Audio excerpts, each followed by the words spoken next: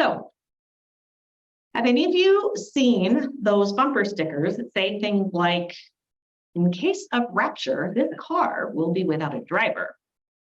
Or my personal favorite, Jesus is coming. Busy. Yeah, I like that one.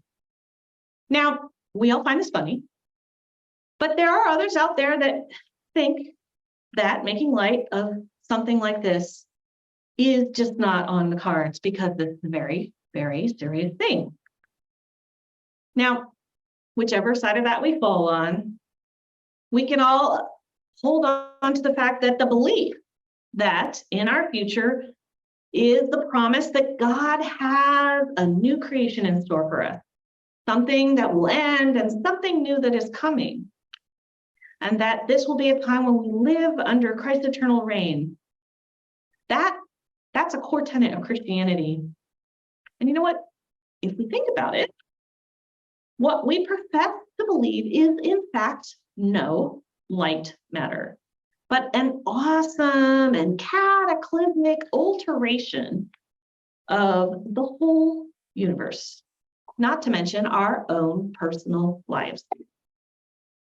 Yet, this hope, it can feel like it's a distant and maybe even sometimes pushed to the side thing that makes us kind of uncomfortable.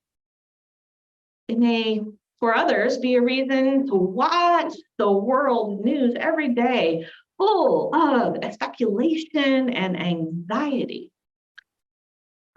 That's because the Bible, well, it doesn't really give us many details about this. It's short on the kinds of specifics that we love to have. Things like, when exactly is this going to happen? Is it soon? Or is it a long way off? And how on earth will we know that it is in fact happening? See, all that we really know is the same thing that we read on sandwich boards on street corners. The end is coming. I don't know about you, but I hate not knowing what to expect. See, I want to feel in control of where I'm going and when exactly I'm going to arrive there. Now, technology has spoiled me on this front. I mean, are there any of you out there who, like me, use Google Maps when you get in the car? Not because you need directions, but because it tells you exactly what time you're going to get there, if the conditions change along the way, and how many minutes your delay will be if in fact there's going to be a delay. I mean, you can even, I don't know about if any of you do this, but you can see the little minute that you're going to arrive. It's right there on your screen. It changes when you get stuck behind a light or something like that. No one else is getting as excited as I am about this, but I love it. You think I'm weird. I have to say, is there anything out there that can compare to that experience of watching the little purple car on your Uber or Lyft app as it's inching toward, yeah, Matthew's shaking his head. You're waiting to go to the airport and it says right there that, it's 1 minute away and you can just see it starting to move because it's been sitting at that traffic light around the corner for like what feels like forever. Yeah, that stuff, I eat it up.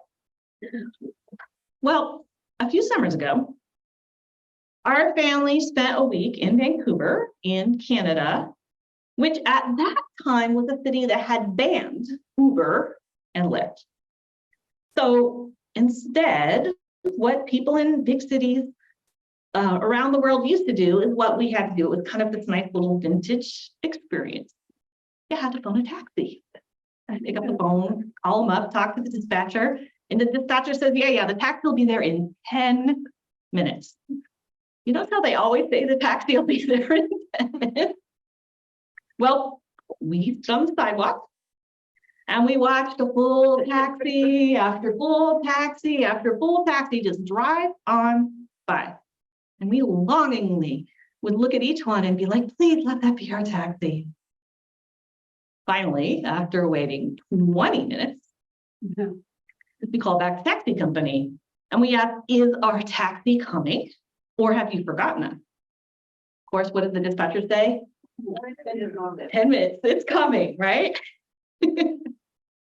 So we went back to waiting expectantly, and as the minutes clicked by, the taxi still wasn't arriving.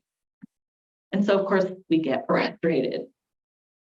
When we couldn't get our heads, what we couldn't get our heads around was that unlike ride-hailing services here, in Vancouver, in that system, they were still using radios. They had no idea where their cars were or what the traffic conditions are like or how long it would take to get from here to there. All they could do was like radio out to their guides and say, can somebody pick this person up at such and such? And somebody else would be like, I got him. But that's it. That's all the information that they had. There was no instantaneous and continually updating little number on the bottom screen that says this taxi will be here in 2 minutes. Our taxi could have been just around the corner, or we could be waiting there, I don't know, all day it felt like. But in either case, what that dispatcher said was in fact true. The taxi was coming. Someone had said on the other end of the radio, I've got them. And you will be reassured to know that our taxi did in fact eventually come. Though I have to say that more than one member of our family was just about ready to riot by the time it pulled up to the curb. And we all cheered in relief. Yeah, we can't always know when something is coming, only that it is coming. That's what Jesus is reminding his disciples and all the people in that crowd that were pressing him for more detail about the future in today's reading. Now, Jesus has just given them a huge shock because he had told them that the temple in Jerusalem would not always stand. Now, I know it's our inclination to just look at this as a simple warning, not to get too attached to material wealth and, the glories of human creation. But that crowd of ancient Israelites would have heard this as a prediction of a huge earth-shattering event that would destroy nations, their world, and most importantly, the one place where God was guaranteed to be present on earth and available whenever it was that you needed something from God. You went to the temple, you gave your sacrifice, and you knew that God was there to listen. Now, clearly, Jesus had caught their attention by shaking them up. They want to know all those answers. When is this terrible destruction going to happen, and how? How will I know that it's about to happen? But Jesus sort of, he sidesteps them. All of those specifics, he doesn't give them the answers. Instead, he says, beware. Beware of the people who claim to know the answers to the questions. See, the thing is, Jesus was very wise because history, if we think over it, and in fact, even across our own lifetimes, has filled up with examples of how humans can get into trouble when, in our fear, we try to anticipate the end time too closely. There's been tragedies when people have gone off and followed false prophets that have caused great harm, sometimes even death, because they were sure that the time of the apocalypse was now. Jesus is reminding us that worrying about or trying to precipitate the end time is a very dangerous game. Yet, it's not always easy to know and recognize if we are or are not being led into this kind of trap. I mean, we all read the news, and it seems like we are facing increasingly violent and hate-filled and chaotic world every day. And it gets tougher and tougher to know which voices to follow. I'd say over the past 2 decades, we have had to ask ourselves over and over if our own responses to violence and hate and chaos are making us more safe or less safe. I mean, we can look at the results of elections both here, but also the world over. And it seems like we don't have a consensus at all on this issue. And I wish that I could stand here today in this pulpit and say that I know the answer to that question. But you know what? I don't. There's only one thing I can say for sure, and that's that fanning the flames of fear and xenophobia is definitely not helping in any way. And that's pretty much what Jesus is telling us. Beware of that power that fear can have over us. That danger that scaring ourselves gives and creates more problems, creates more violence, more chaos, more hate in ourselves and in others. So beware. Now, after that stern warning, Jesus lists all sorts of catastrophes that might cause humans to think that the world was coming to an end. Wars, insurrections, earthquakes, famines, plagues. I have to tell you, whenever you turn on the television, pick up your phone, look at that news feed, right? There is this constant barrage of bad news. And it does frequently feel like the world is falling apart. Many, in fact, believe that by reading world events, they can predict the nearness of the eschaton. Yet I think that key phrase that Jesus uses is, the end will not follow immediately. In other words, Jesus is telling us that when it seems like the world is falling apart and the end is nigh, well, it's not. Those signs only tell us what we already know. The end is coming, not that the end has come. So, in the middle of all of this turmoil, the suffering, the times when it seems like the world is coming to an end, what are humans left to think? It's easiest for us to wonder why. Has God abandoned us? The people of Israel had asked the same question. They asked that question when the temple was destroyed almost 2,000 years ago. And many modern Jews ask the same question after the Holocaust. And I'm sure that all those refugees fleeing war and persecution in the Ukraine this past year have whispered that same plea. Where has God gone? But Jesus is reassuring his followers, and he's reassuring us that the chaos and the cataclysm, it's not a sign of God's abandonment. It is a sign that God is near, that God is with you, even in the worst that can be happening all around us. God says, not a hair of your head will perish. See, this is a message of hope.